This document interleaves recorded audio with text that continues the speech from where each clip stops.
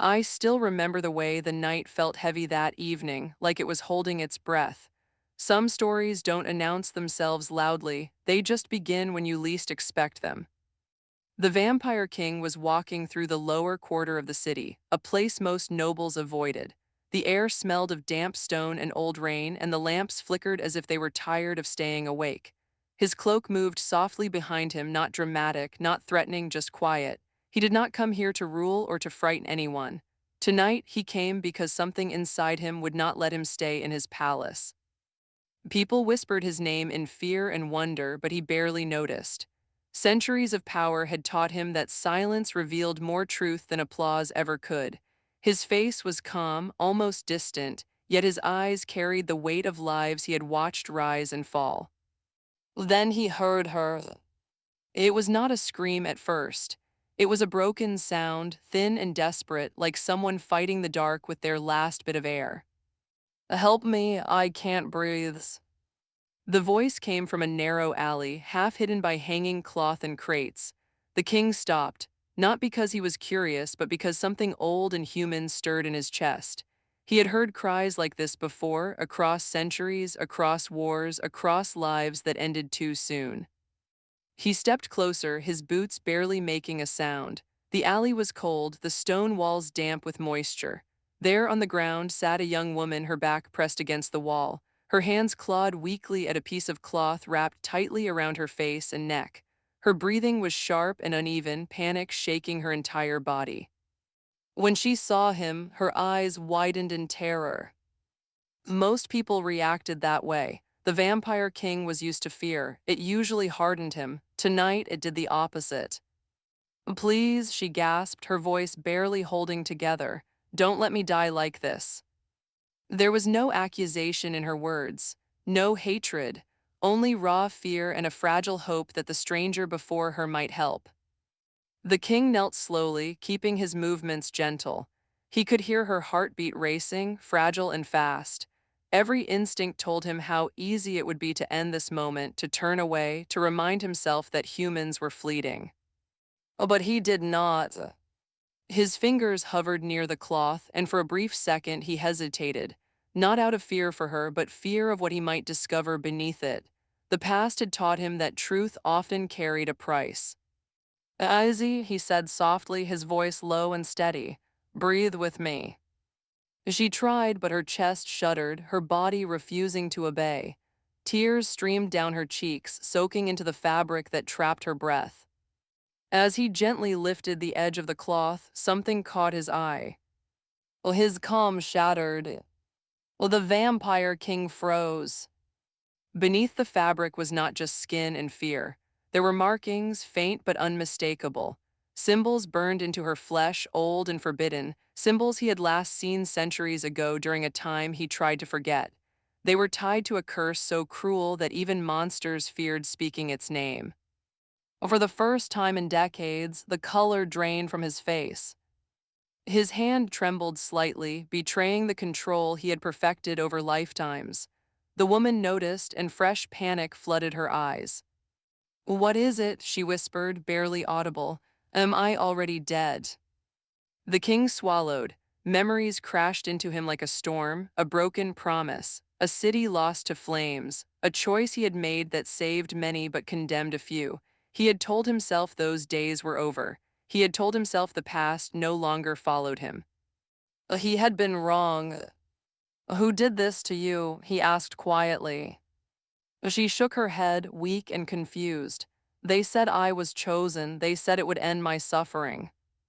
Her words cut deeper than any blade. Chosen, suffering, lies wrapped in hope. The king carefully removed more of the cloth, easing the pressure from her neck. Her breathing slowly began to steady, though her fear did not fade. The symbols pulsed faintly, reacting to his presence as if recognizing him. That terrified him more than anything else. He stood there in the narrow alley, the weight of the world pressing down on him. This was no random encounter. Fate, cruel and deliberate, had placed her in his path. Helping her would mean reopening wounds he had buried under centuries of silence. Ignoring her would mean becoming the monster everyone believed him to be. The woman reached out and clutched the edge of his cloak, her grip weak but desperate. "Oh, please," she whispered again, "don't leave me." The vampire king looked down at her, at the symbols glowing softly against her skin, at the fear and fragile trust in her eyes. And in that moment, he realized something terrifying. Saving her might cost him everything he had spent a lifetime protecting. The alley fell silent as his decision hung in the air, unfinished, heavy, and impossible to escape as night did not move forward. It seemed to wait with them, as if the world itself understood the weight of the moment. The vampire king did not pull away when her fingers tightened around his cloak. Instead, he placed his hand gently over hers, steady and warm in a way that surprised even him. Her breathing had slowed, but each breath still sounded like it hurt, like her body no longer trusted the air around it. "You're safe for now," he said quietly, not as a promise made lightly, but as a vow he already felt bound to keep. Her eyes searched his face, trying to read truth where fear had lived for too long. "They told me no one would help," she whispered. "They said monsters were kinder than people." The word stayed with him. He had worn the name monster for centuries, yet hearing it spoken with fragile hope unsettled him more than hatred ever had. He lifted her carefully, as if she were made of glass. She flinched at first, then relaxed when she realized he was not hurting her. Her head rested against his chest, and he could feel her heartbeat, still fast, still frightened, but alive. As he moved through the streets, the symbols on her skin reacted again, faintly glowing beneath the cloth he had loosened. Each pulse sent a sharp memory through him. Long nights of forbidden rituals, innocent lives offered to ancient powers. A younger version of himself standing by, believing sacrifice was necessary for order. He had been wrong. He carried her toward an abandoned chapel at the edge of the quarter, a place forgotten by both humans and vampires. Its doors creaked softly as he pushed them open. Inside, the air was dry and still, filled with dust and echoes. Candlelight flickered as he lit a flame with a quiet breath. He laid her down on a stone bench, careful, attentive. When she tried to sit up, panic rising again, he gently pressed his hand to her shoulder. "Rest," he said, "your body needs it." "Will it kill me?" she asked, her voice trembling as she glanced down at the markings. "The curse." He did not answer immediately. Honesty mattered, but so did timing. "It was designed to," he finally said, "but it doesn't have to succeed." Her eyes filled with tears, not from fear this time, but from something softer, hope mixed with exhaustion. "You sound like you've seen this before." He nodded slowly, "Too many times." Silence settled between them, thick and fragile.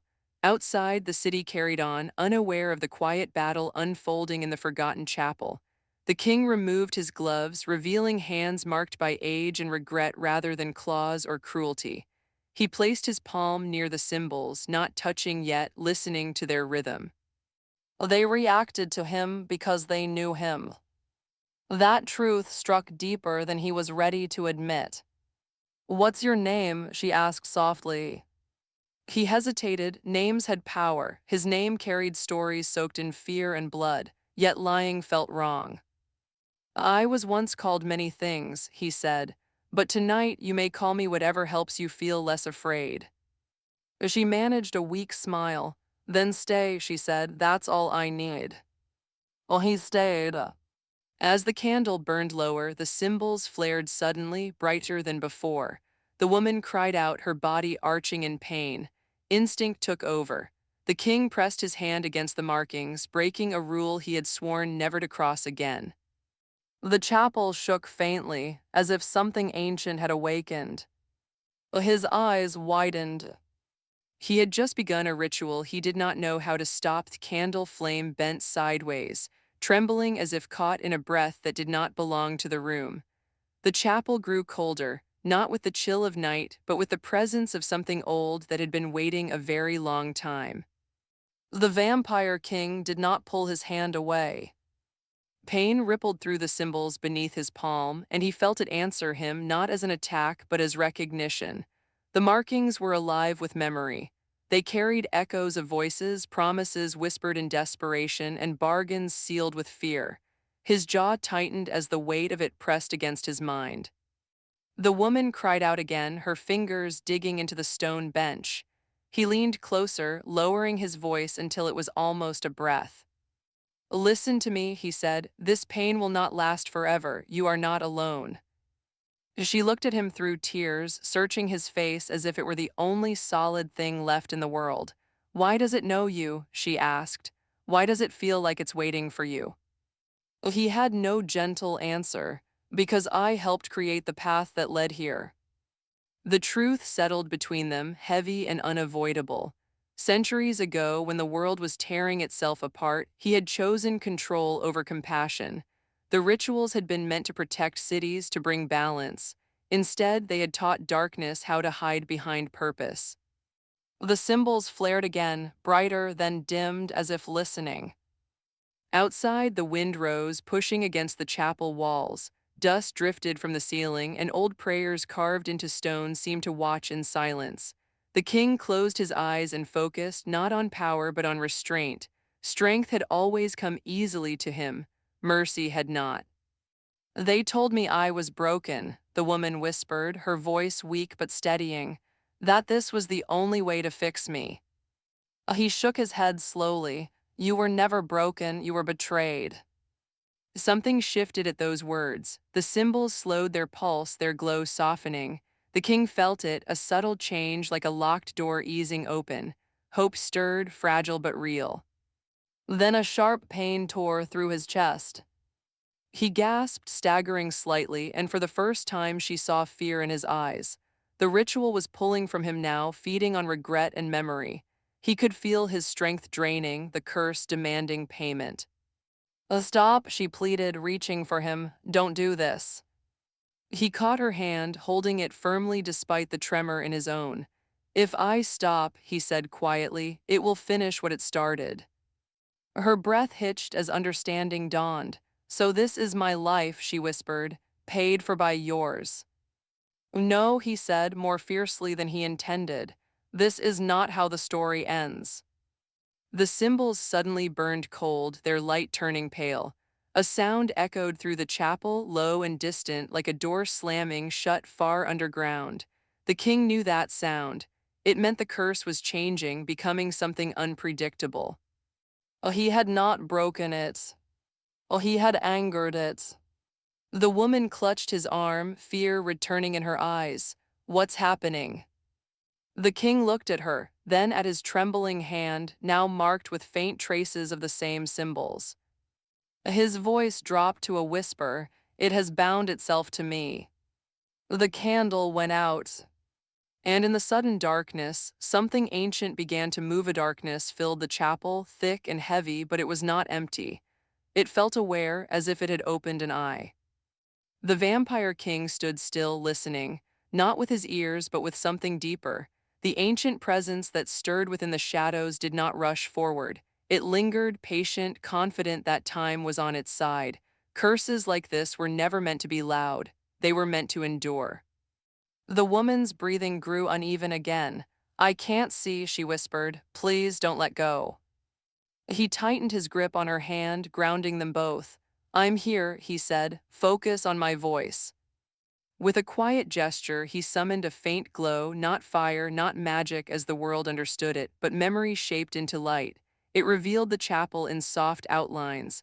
The symbols on her skin had changed. They no longer pulsed with cruelty alone. They hesitated as if uncertain of their purpose. The same markings now traced faintly along his wrist. The bond was real. Long ago, he had learned that curses fed on fear but weakened in the presence of choice. He had helped build this curse in an age where choice had been taken from the weak. Undoing it would require something he had avoided for centuries. Vulnerability. "This will hurt," he said, not to frighten her but to respect her, "and it will take time." She swallowed, nodding. "I'm still breathing, that's more than I had before." The simplicity of her courage struck him harder than any spell. He closed his eyes and allowed the memories to surface. Faces he had ordered sacrificed, Names he had never spoken again, the nights he told himself it was necessary. The curse responded instantly, surging through his veins, feeding on the pain he had locked away. Well, he did not fight it. Instead, he let the truth exist. The chapel walls echoed with whispers, not voices but feelings. Regret, sorrow, responsibility. The glow around them flickered, struggling to hold its shape. The woman cried out as the symbols burned cold again, but this time she did not pull away. "Oh, you're not alone," she said through clenched teeth. "You said that." Those words anchored him. He focused on her hand in his, on the simple reality of shared pain. The curse faltered, confused by connection where it expected domination. For a brief moment, the symbols dimmed almost completely. A hope surged. Then the air shattered.